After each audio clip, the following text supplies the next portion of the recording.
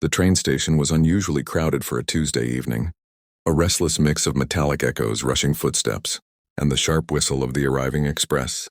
Daniel Reed stood near the yellow line, one hand holding the tiny fingers of his 6-year-old daughter, Emma, while the other arm balanced her pink backpack on his shoulder. After finishing his long shift as a mechanic, he was exhausted. But Emma's constant chatter kept him smiling. She was his whole world, the only surviving color in his otherwise gray life. "Daddy, when the train comes, can we sit by the window?" she asked, tugging his hand. "As long as you don't fall asleep on me," Daniel teased, ruffling her hair. She giggled, and for a moment the world felt simple. He didn't know fate was about to tear open a long-buried wound and stitch it back together with someone he never expected. A scream split the air, sharp, terrified, a woman's voice. People turned. Many froze. A woman in a navy business suit stumbled backward near the edge of the platform. Her heel had snapped, and she crashed onto the tracks below. Her briefcase burst open, scattering papers like startled birds. A train horn blared in the distance, rushing forward with deadly momentum. Someone yelled to call security. Another shouted for her to move. But no one moved themselves, except Daniel. He shoved Emma into the arms of an elderly woman nearby. "Hold her, don't let her move," he barked. Without hesitation, he jumped down onto the tracks. The woman below was trying to stand, but her ankle twisted, giving out again.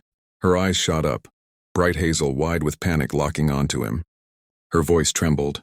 I can't." He grabbed her waist, pulling her up. The rails vibrated violently as the train thundered closer. "Climb!" Daniel shouted. My ankle." He didn't wait. He lifted her, pushing her toward the edge. She grasped the platform with shaking hands. Two men reached down and dragged her up the final inches. Daniel leapt after her, collapsing onto the concrete just as the train roared past, inches from his boots, wind blasting his face like a slap. The platform erupted in screams, then applause, then silence. Daniel caught his breath, chest heaving. Emma broke free from the woman holding her and ran to him, wrapping her arms tightly around his neck. "You scared me, Daddy," she cried. "I'm okay, sweetheart," he murmured, holding her close. The rescued woman sat on the ground, staring at him with a mixture of shock, gratitude, and something else, something he couldn't name. Her hair had fallen loose from its tight bun, brushing against her cheeks. Her expensive suit was dusty, her hands trembling. Then she whispered the words that froze him. "Danielle?"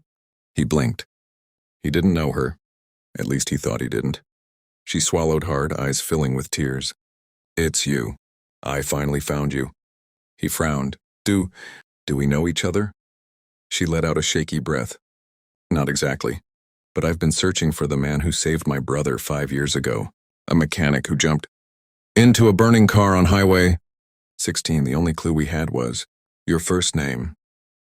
Daniel stiffened. He remembered the accident vividly. A car overturned, flames devouring it. A boy trapped inside calling for help. Daniel had pulled him out after burning his own hands.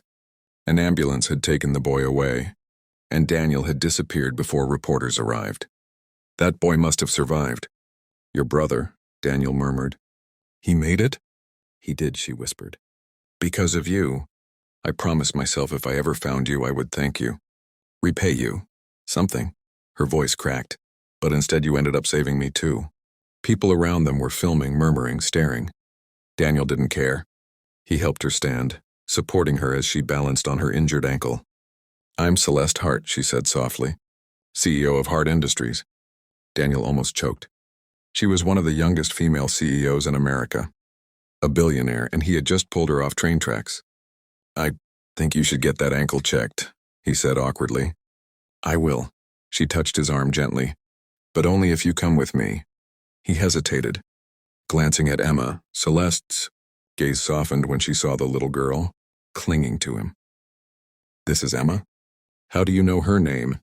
he asked, confused. Celeste gave a shy, almost embarrassed smile. "Your daughter was mentioned in the hospital record notes when you disappeared after the rescue years ago. They said you left before anyone could thank you." I kept looking. Daniel didn't know what to say. Celeste stepped closer, and for the first time since her fall, she seemed vulnerable, almost fragile. "Let me take you both to the hospital, please." He nodded reluctantly. The elderly woman from earlier handed Emma's backpack back to him, offering a warm smile. "You're a brave man, son." Celeste arranged a private car, and they drove to the hospital. She sat beside Daniel, her knee occasionally brushing his, sending sparks of tension neither acknowledged aloud. Emma rested her head in Daniel's lap, blinking sleepily at Celeste. "You're very pretty," Emma whispered. Celeste flushed. "Thank you. You're even prettier." At the hospital, doctors examined Celeste's ankle, sprained, not broken. When they left her room, Daniel stood near the doorway. "You don't have to do anything for me," he said. "I didn't save you expecting anything." "I know," she replied. "That's why I'm not letting you walk away again." Her confidence disarmed him. She moved closer, lowering her voice. "Please, stay. Talk to me, let me understand who you are." Daniel sighed. "I'm just a single dad trying to get through each day. And I'm a woman who almost died tonight," she murmured. "A woman who keeps ending up being saved by the same man." Their eyes met. Something warm ignited in her gaze, something intense searching. "Daniel," she whispered, "let me take you both to dinner. Anywhere you want." "Dinner?" he repeated, startled. "Yes," she said with a soft, trembling smile. "I want to know everything about you. And Emma, too." Emma perked up. "Can we get pizza?" Celeste laughed, a rare sound, judging by the way her own laughter surprised her. "Pizza it is." Dinner turned into laughter. Laughter turned into conversations that felt impossibly natural, despite their opposite worlds. Celeste asked Emma endless questions, mesmerized by her innocence, and every time Daniel looked at Celeste, he caught her staring at him with an emotion he had no name for. After dinner, she stepped closer to him outside the restaurant, streetlights painting a soft glow around her. "Daniel, I don't want tonight to end." He swallowed. "It's been memorable." She moved a little closer. "I want to see you again. You're a CEO, I'm a mechanic." "So what?" she whispered. "You saved my life twice. Maybe you're meant to be in it." Daniel felt the words like a punch to the chest, raw, honest, unexpected. Celeste took his hand gently, her fingers threading through his. "Let me show you my world, and let me learn yours." He didn't pull away. Weeks passed. Their connection deepened with every meeting, every phone call, every shared moment. Celeste invited them to her penthouse to watch movies. Daniel took her to small diners she'd never experienced before. She bought Emma little gifts she didn't need to, always careful never to cross boundaries. And every night Daniel found himself thinking about Celeste more than he should. But he still felt unworthy of her. One evening after a long day, Celeste visited the small apartment Daniel rented. She brought takeout and a shy smile. After Emma fell asleep on the couch, Celeste sat beside Daniel, her leg touching his. "You keep holding back," she whispered. "I have reasons," he said quietly. "My life is complicated. I don't have money. I don't have anything to offer someone like you." She reached for his face, gently lifting his chin. "You saved my brother. You saved me. You raise your daughter with more love than most people ever experience. Daniel, you're the richest man I know where it matters." His breath trembled. "I don't want your money," she continued. "I want you." Their foreheads touched.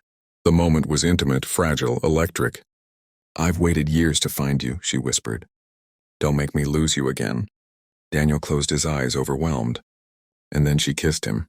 Soft at first, as if asking permission, then deeper, full of emotion and longing. Daniel couldn't resist her anymore, not her warmth, not her sincerity, not the fire she had awakened in him. But just as he was giving in, the door creaked open softly.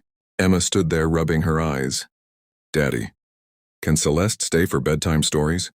Celeste froze. Daniel smiled, resting a hand on Emma's hair. "If she wants to." Celeste knelt. "I'd love to." Built a life rooted in fate, strengthened by second chances, and sealed with a love that neither of them ever saw coming.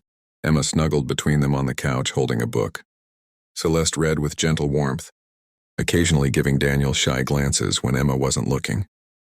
After Emma fell asleep again, Celeste whispered, "This feels like home." Daniel swallowed hard. "It does." Celeste leaned into him, resting her head on his shoulder. "Daniel, I'm falling for you." He wrapped an arm around her. "I think I'm already there." Life didn't magically fix itself overnight, but it blossomed in ways Daniel never imagined. Celeste involved herself in Emma's school events. Daniel helped Celeste reconnect with real, simple joys she had forgotten in her corporate world. They balanced each other beautifully, her ambition and poise, his quiet strength and loyalty. But the real turning point came 3 months later. Celeste invited Daniel and Emma to a formal charity gala. Daniel wore a borrowed suit. Emma twirled in a white dress Celeste had gifted her. Celeste herself looked breathtaking, navy gown, soft curls, sparkling eyes. During the event, she took the stage to speak. But instead of reading from her prepared notes, she surprised everyone.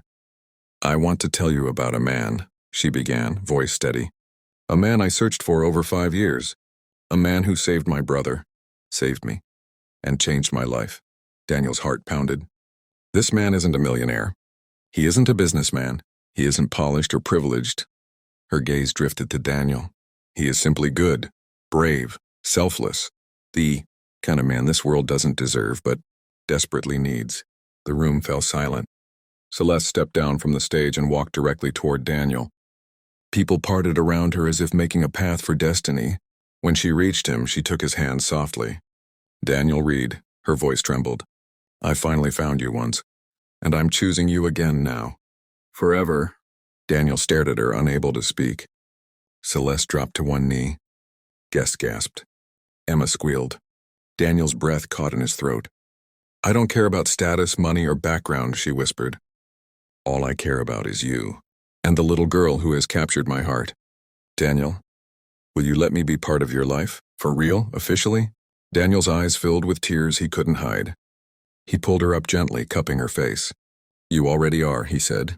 Yes, Celeste. I want you. I choose you too." She threw her arms around him.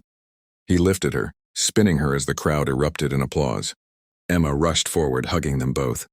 That night their lives changed forever.